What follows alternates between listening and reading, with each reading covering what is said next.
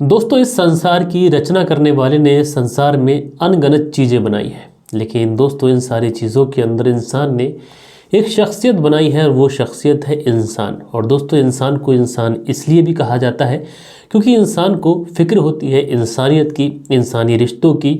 माँ हो, चाहे भाई हो, चाहे बहन हो, चाचा ताऊ, इस तरीके के जो रिश्ते हैं ये सिर्फ़ और सिर्फ इंसान में ही हैं। और इंसान सारे रिश्तों की कदर भी करता है, इसलिए इंसान को सबसे अच्छा भी माना जाता है। लेकिन दोस्तों, कई बार इंसान कुछ इस तरीके के कृत्य करता है कि जिसकी वजह से इंसान को इंसान कहते हुए शर्म आती है। और दोस्तों, आज की जो घटना मैं आप लोग को सुनाऊंगा, वाकई इस घटना को सुनने के बाद में आप लोग बोलेंगे कि ये किस तरीके का चाचा था जिसने अपनी भतीजी के साथ में कुछ इस तरीके का कृत्य किया। दोस्तों, इस घटना के बारे में परत दर परत, पॉइंट टू पॉइंट बहुत विस्तार से मैं आप लोग को बताऊंगा। बस आप लोग इस वीडियो में अंत तक बने रहिएगा। तो दोस्तों, रात के 8 बज चुके हैं। मैं हूं आप सभी का अपना शावेज़ मलिक और हाजिर हूं आप लोग के सामने फिर से एक क्राइम की कहानी को लेके, एक क्राइम की स्टोरी को लेके। और दोस्तों, कल के दिन आप सभी लोगों के बहुत प्यारे प्यारे कमेंट्स आए हैं, तो वो सारे के सारे जो कमेंट्स हैं ये वीडियो के अंत में पढ़ूंगा। अच्छा, कमेंट्स को लेके बहुत सारे लोग ये शिकायत करते हैं, तो उनकी शिकायत में 1 मिनट में थोड़ा सा दूर करता हूँ। बहुत सारे लोग बोलते हैं कि कमेंट्स पढ़ने की वजह से वीडियो लंबा हो जाता है। तो देखो, सबसे अच्छी बात यह है कि कमेंट्स हम लास्ट में पढ़ते हैं, तो उससे जो हमारी कहानी है उस पर इम्पैक्ट नहीं पड़ता। हमारी कहानी पहले होती है, कमेंट्स बाद में होते हैं। तो जिन लोगों को सिर्फ और सिर्फ कहानी सुनना होती है वो पहले कहानी सुन लिया करें। अगर बाद में इंटरेस्ट हो कमेंट सुनने का तो सुना करें, अदरवाइज़ आप लोग अपना टाइम वेस्ट ना किया करें। तो चलते हैं दोस्तों, ज़्यादा वक्त न लेते हुए सीधा सीधा इस कहानी का रुख करते हैं।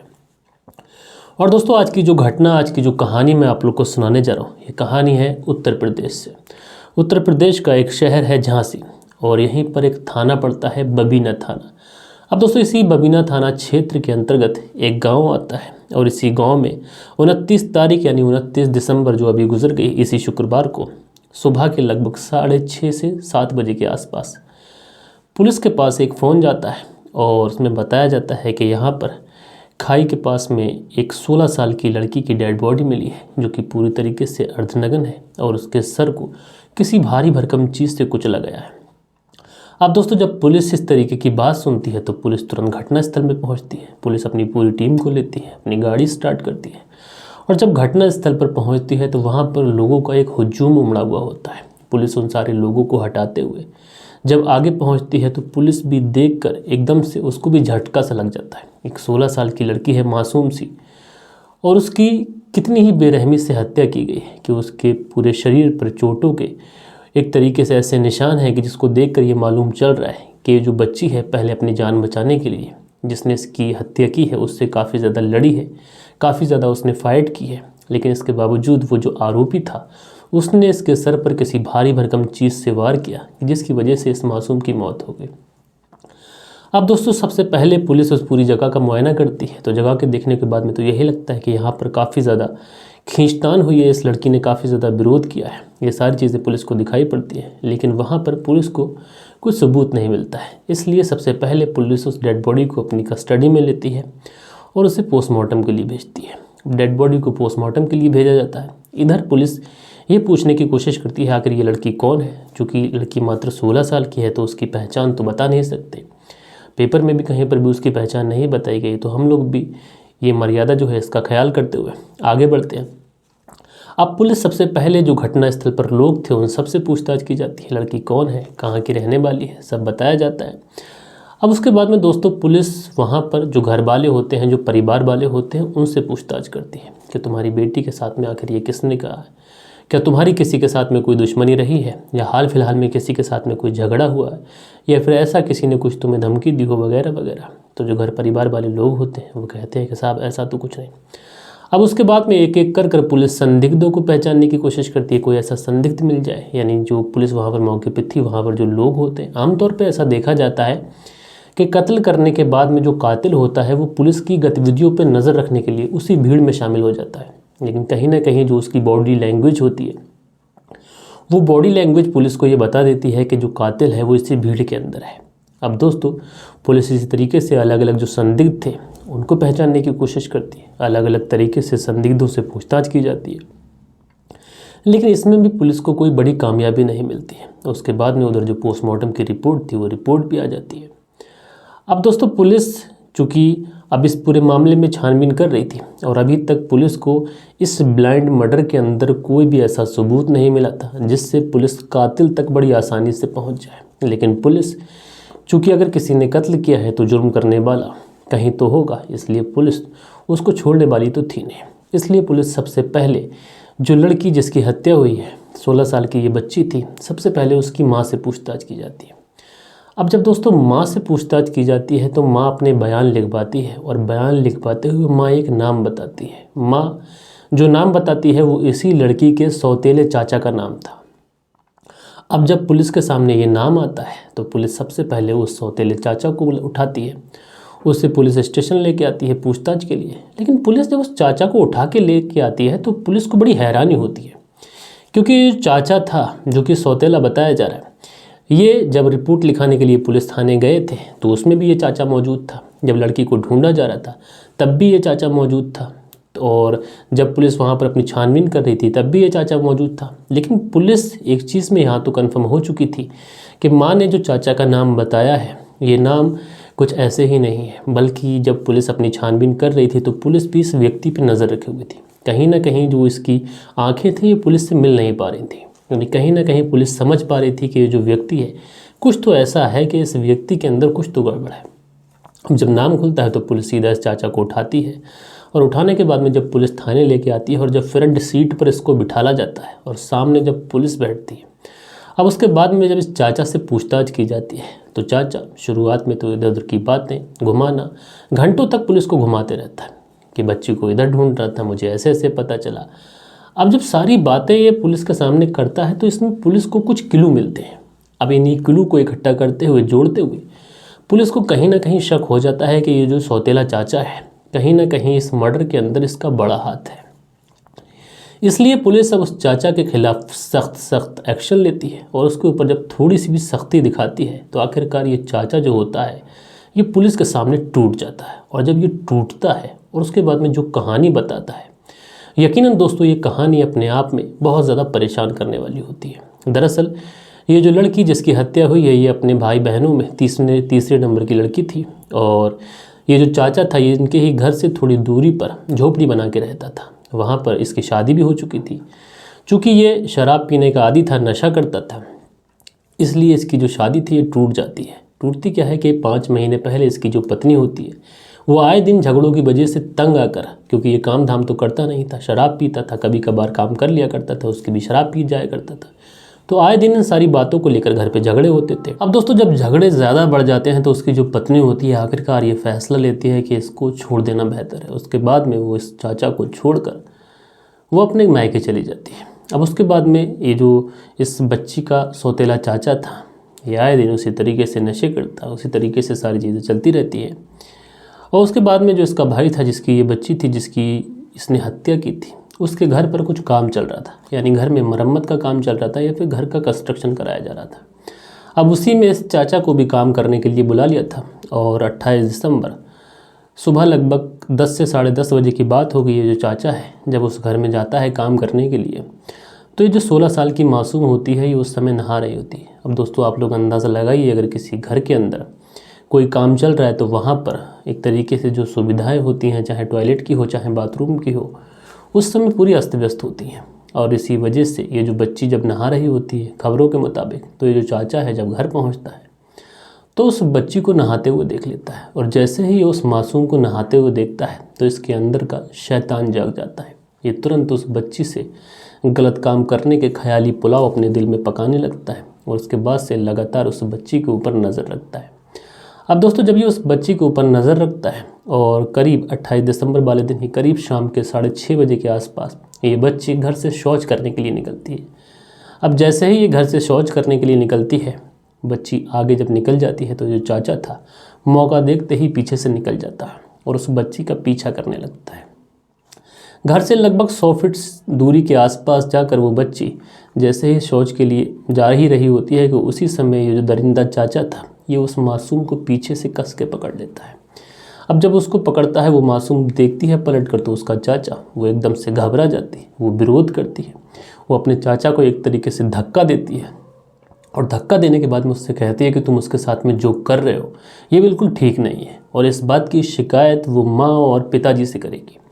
जब इस तरीके की ये बात ये दरिंदा सुनता है अपनी भतीजी के मुंह से तो एकदम से चौंक जाता है, डर जाता है। इसके दिल में ये खौफ हो जाता है कि अगर इसने जाकर घर पर ये सारी बात बता दी तो उसका भेद खुल जाएगा। अब दोस्तों ये जो व्यक्ति था इस असल में ये उस लड़की के साथ में दरिंदगी कर नहीं पा रहा था, क्योंकि लड़की बहुत ज़्यादा ताकतवर थी, बहुत ज़्यादा हिम्मत वाली भी थी और वो विरोध भी कर रही थी।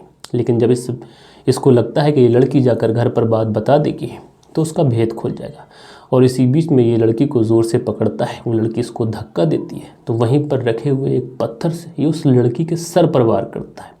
अब जैसे ही उस मासूम के सर पर पत्थर पिलता है वो तुरंत वहाँ पर गिर जाती है, फिर भी वो विरोध कर रही होती है। दोस्तों उस लड़की को ये समझ ही नहीं आ रहा है कि उसके साथ में जो उसकी एक तरीके से जो ये हालत करने वाला व्यक्ति है ये कोई गैर नहीं है बल्कि उसका ही अपना चाचा है। वो मासूम इससे रहम की भीख मांगती होगी, सोचती होगी कि काश ये उसे बख्श दे, लेकिन ये जो दरिंदा था ये उस लड़की के साथ में जब तक उसके सर पर वार करता रहता है जब तक उसकी मौत नहीं हो जाती है। और जब उसकी मौत हो जाती है तो उसके बाद में उसकी डेड बॉडी को खचेड़ता है और खचेड़ते हुए पास ही के खाई में लेके जाता है, और खाई में ले जाने के बाद में ये उस डेड बॉडी को वहीं पर छोड़कर और वापस से घर चला जाता है। जब घर पहुंच जाता है शाम हो जाती है, बच्ची शौच को गई थी, आई नहीं थी। अब घर वाले परेशान हैं। घर वाले उस लड़की को ढूंढने के लिए निकलते हैं और साथ में ये जो चाचा था ये भी उस लड़की को ढूंढने के लिए जाता है। अलग अलग जगहों पर ढूंढा जाता है, लेकिन जो बच्ची थी उसका कहीं पर भी कोई पता नहीं था। कोई जानने वाले अगर कोई उनसे भी पता किया जाता है तो पता यही चलता है कि बच्ची को किसी ने नहीं देखा। अब घर वाले और ज़्यादा परेशान। आखिरकार रात काफ़ी हो जाती है। सोचा जाता है कि अगर सुबह तक बच्ची नहीं मिली तो उसके बारे में पुलिस कंप्लेंट लिखाई जाएगी। लेकिन दोस्तों सुबह जैसे ही होती है 8:30 बजे के आसपास कुछ लोग उस खाई के अंदर एक शव को देखते हैं। शव जो कि पूरी तरीके से कुचला पड़ा था। उसको देखने के बाद में तुरंत इन घर वालों को इत्तला की जाती है, और घर वाले जैसे ही उस शव के पास पहुंचते हैं तो देखते ही इनकी रूह कांप जाती है। दरअसल उस बच्चे के जो कपड़े थे ये पूरी तरीके से अस्त व्यस्त थे, फटे पड़े थे, और उस मासूम के शरीर पर कई सारे चोटों के निशान थे। सर को इतनी बेरहमी से कुचला गया था कि जिसको देखने के बाद में वहाँ पर जितने भी लोग होते हैं सब के सब एकदम से उनके कलेजे मुंह में आ जाते हैं, क्योंकि इस तरीके से हत्या, वो भी एक मासूम की 16 साल की बच्ची की, बड़ा परेशान करने वाली बात थी। अब उसके बाद में तुरंत पुलिस को इत्तला की जाती है, और पुलिस जब मौके पर पहुँचती है तो उसके बाद में ये जो कातिल था ये लगातार पुलिस के साथ साथ यानी कि घर वालों के कदम से कदम मिलाकर घर वालों की तरफ से पुलिस से बात भी कर रहा था, सब कुछ कर रहा था। लेकिन इसी बीच में जब पूरे केस का एक तरीके से जब पर्दाफाश हुआ और जब ये पूरा केस खुला तो लोग हैरान थे। दरअसल इस बच्ची का कत्ल करने वाला कोई और व्यक्ति नहीं था बल्कि उसका ही चाचा था। अब दोस्तों पुलिस सबसे पहले इसका मोबाइल जब्त करती है, और मोबाइल जब्त करने के बाद में जब उस मोबाइल को खंगाला जाता है तो रिपोर्ट्स की माने तो ये बताया जा रहा है कि इसके मोबाइल में 100 से ज़्यादा गंदी फिल्में मिलती हैं। यानी कि ये गंदी फिल्में रात रात भर देखता था, नशा करता था, सूखा नशा करता था, हर तरीके का नशा ये करता था, और जिसकी वजह से जो इसका दिमाग था ये पूरी तरीके से इन्हीं चीज़ों में विकसित हो रहा था। और इसी के चलते इसने अपनी हैवानियत बुझाने के लिए अपनी जो भतीजी थी उसको ही एक तरीके से अपना शिकार बनाना चाहा, लेकिन जो बच्ची थी उसके ऊपर इसका बस नहीं चला, जिसकी वजह से इसने उसकी हत्या कर दी। बहरहाल दोस्तों पुलिस ने इस व्यक्ति को अरेस्ट कर जेल भेजा है। लेकिन आप लोग इस दरिंदे चाचा के बारे में क्या कहना चाहते हैं? एक छोटा सा जुमला इसके बारे में ज़रूर से ज़रूर कमेंट्स में लिखिएगा कि इस जैसे दरिंदे को आखिर किस तरीके की सज़ा होना चाहिए। बहरहाल दोस्तों कल के दिन जिन लोगों के भी कमेंट्स आए थे अब उन लोगों के कमेंट्स पढ़ लेते हैं। सो दोस्तों हमारे वीडियोस पे जो कल के दिन कमेंट्स करने वाले व्यक्ति हैं इनका नाम है श्रीपाल कुमावत, उज्जैन से, उज्जैन मध्य प्रदेश से हमारी कहानी सुनते हैं। उसके बाद में मोहम्मद रियाज हैं, ये लिखते हैं नए साल की मुबारकबाद, शुभकामनाएं सभी को और हैप्पी न्यू ईयर्स एडवांस में। उसके बाद में अजीत कुमार हैं, लिखते हैं सर आपकी कहानी का बेसब्री से इंतज़ार रहता है, जब तक आपकी कहानी नहीं सुनता हूँ तब तक दिन अधूरा सा अधूरा लगता है। उसके बाद में जो अगला कमेंट्स है ये लिखते हैं नशा बहुत ही ख़राब होता है, फिर चाहे वो नशीली चीज़ों को हो या फिर हवस का या फिर पैसे का, ये बर्बादी के पथ पर लेके जाता है। और ये अनिल सालोंखे जी हैं, आई थिंक AS 617 नाम से इनकी आईडी है, भाई आपका धन्यवाद। उसके बाद में ज्ञान सिंह जी हैं, लिखते हैं हैप्पी न्यू ईयर मलिक साहब, रब आपको खूब तरक्की दे। तो ज्ञान सिंह जी आपका मैं बहुत बहुत दिल से आभारी हूँ कि आप इस तरीके से दुआओं से नवाज रहे हैं। उसके बाद में कुंदन पाल जी हैं, लिखते हैं मलिक सर आप और आपके परिवार को नया साल मुबारक हो। मैं कुंदन पाल सिंह पुणे उत्तम नगर से आपकी कहानी सुनता हूं। तो कुंदनपाल सिंह आपका बहुत बहुत धन्यवाद। उसके बाद में अनुज गोदारा जी हैं, लिखते हैं नमस्कार सर और आपकी स्टोरी सुनाने का जो अंदाज़ है ये काफ़ी ज़्यादा अच्छा है और आप ऐसे ही आगे बढ़ते रहो। तो आनंद गुजारा जी, आप अगर हमारे साथ होंगे हम डेफिनेटली आगे बढ़ेंगे। उसके बाद में जो अगला कमेंट्स है ये पंतप पेंता पिंक करके आईडी है, लिखते हैं थैंक यू सर। उसके बाद में जो अगला कमेंट्स है राजेश हैं, लिखते हैं वेरी नाइस एक्सप्रेशन। उसके बाद में मोहम्मद रियाज जी हैं, लिखते हैं नाइस स्टोरी सर जी, आपकी कहानी तकरीबन 2 बजे सुन रहा हूं और आपका थैंक्स। तो मोहम्मद रियाज जी आपका थैंक्स कि आपने टाइम निकाल कर हमारी कहानी को सुना। नासिर पठान जी हैं, लिखते हैं सर अल्लाह आपको और कामयाबी दे। तो भाई नासिर पठान जी आपका धन्यवाद। विजू सिंह है, लिखते हैं मेरे बेटे की आंखों के सामने जो गलत काम हो रहा था, कोई भी बेटा ये निर्णय ले सकता था। तो विजय सिंह जी, अगर वो बेटा चाहता तो क्राइम का रास्ता ना चुनकर कोई और रास्ता चुन सकता था। उसके बाद में जो अगला कमेंट्स है यूज़र है, लिखते हैं हेलो सर, हम बांदा यूपी से आपकी कहानी सुनते हैं, धन्यवाद। रविंद्र हैं, लिखते हैं राम राम जी, रविंद्र जी धन्यवाद। उसके बाद में फौजिया खान है, लिखती हैं अस्सलाम वालेकुम, कैसे हैं आप, मैंने अभी आपकी कहानी सुनना शुरू किया है, अच्छी हैं सबकी सब ठीक हैं। आपका कहानी का जो टाइम है, आपकी आवाज़, आपका अंदाज़ एग्जिट पर उसको अपनी माँ को भी मारना चाहिए था, इस तरीके का ये कमेंट्स कर रही हैं। तो फौजिया खान आपका धन्यवाद कि आपने टाइम निकाल कर कमेंट्स किया। उसके बाद में एमडी ज़मीर हैं, लिखते हैं शावेज़ भाई अस्सलाम वालेकुम, मेरे साली के बेटे का बर्थडे है 1 जनवरी को, भाई विश करो। मेरा नाम ज़मीर अहमद है, गुलबारा कर्नाटका से। तो ज़मीर अहमद जी, आपकी जो साली है उनके जो बेटे का जन्मदिन है 1 जनवरी को, तो उनके जन्मदिन की ढेर सारी बधाइयाँ। उसके बाद में यूज़र हैं, लिखते हैं कुलदीप यादव, मणिपुर बांदा से हमारी कहानी सुनते हैं, भाई धन्यवाद। उसके बाद में हमेशा की तरह सुबोध कुमार जी एक प्यारा सा कमेंट्स करते हैं। उसके बाद में अगला जो कमेंट्स है ये फ्लोर बॉक्स करके है, लिखते हैं पुरानी कहानी फिर से कुछ नया सुनो भाई। तो कल की जो कहानी थी नई थी भाई। उसके बाद में फैशन डिज़ाइनर है, लिखते हैं ज़्यादा गलती सिद्धांत मिश्रा के भी है भैया जी। तो फैशन डिज़ाइनर जी आपका धन्यवाद। उसके बाद में यूज़र है, लिखते हैं इश्क संगम सर नाम ज़रूर लेना, इशाक संगम सर नाम ज़रूर लेना। तो इशाक संगम जी आपका धन्यवाद।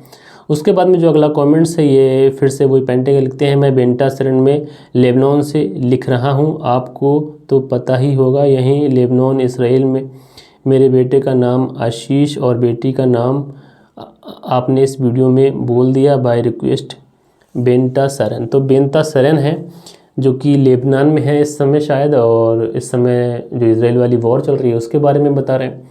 तो इनके जो बेटी का नाम सिल्की, उनका जन्मदिन है शायद 1 तारीख को, तो उनके जन्मदिन की ढेर सारी बधाइयाँ। उसके बाद में सुनील चौधरी जी हैं जो बीकानेर सेंट्रल जेल से हमारी कहानी सुनते हैं, भाई धन्यवाद। विकी कालिया जी एचपी से कहानी सुनते हैं, भाई धन्यवाद। अर्जुन कुमार गुप्ता हैं जो कि कानपुर से हमारी कहानी सुनते हैं, भाई धन्यवाद। उसके बाद में सुनील त्यागी हैं और ये अपना प्यारा सा कमेंट्स करते हैं, दोनों पति पत्नी को आप मैं बहुत बहुत धन्यवाद कहना चाहूँगा।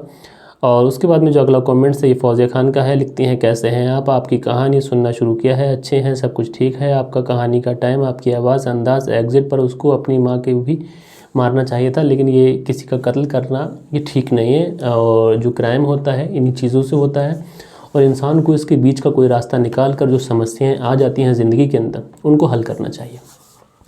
बहरहाल दोस्तों, आज साल 2023 का लास्ट दिन है और मैं आप सभी से कहना चाहूँगा कि इस साल को यादगार बनाएं और इस साल में अगर कुछ ज़िंदगी में कमियां हुई हैं, कुछ खामियां हुई हैं, उन सबको भुलाकर नए साल की एक अच्छे से शुरुआत करें और एक बहुत बेहतरीन ज़िंदगी की शुरुआत करें। और उसमें इंसान जो कोई भी है अगर अवैध संबंधों जैसी चीज़ों में है तो उन सबको छोड़ देना चाहिए, क्योंकि ये सारी चीज़ें जो होती हैं वो गलत होती हैं, क्राइम का रास्ता होती हैं एक तरीके से। और जो अवैध संबंध होते हैं दोस्तों, ये इंसान के परिवार को धीरे धीरे खोखला करते हैं। शुरुआत में तो इंसान को लगता है कि बहुत कुछ ठीक है, मज़ा आ रहा है, लेकिन उसके बाद में जो उसके सामने मुश्किल, जो छोटी सी एक कंकर के बराबर भी मुश्किलात होती हैं ना, वो आगे चलकर एक पहाड़ की शक्ल में मिलती हैं। और इन सारी चीज़ों को इंसान को बखूबी जानना चाहिए, समझना चाहिए। तो दोस्तों, हैप्पी न्यू ईयर आप सभी को मेरी तरफ से, और आप सभी का बहुत बहुत धन्यवाद कि जब से हमारा पहला चैनल डिलीट हुआ था तो आप लोगों ने मेरा बहुत साथ दिया इस चैनल पर, और तकरीबन 13,000 प्लस हमने सब्सक्राइबर किए हैं इस पर बहुत कम समय में। लेकिन अभी भी थोड़ी कमी है, आप लोगों से कहूँगा कि दबा के एक बार वीडियो को शेयर कर दीजिए। और दोस्तों, मिलते हैं कल के दिन किसी और वीडियो में, किसी और क्राइम स्टोरी के साथ में नए साल में। जब तक के लिए अपना ख्याल रखें, परिवार के रिश्तों की अहमियत को समझें। जय हिंद, जय भारत।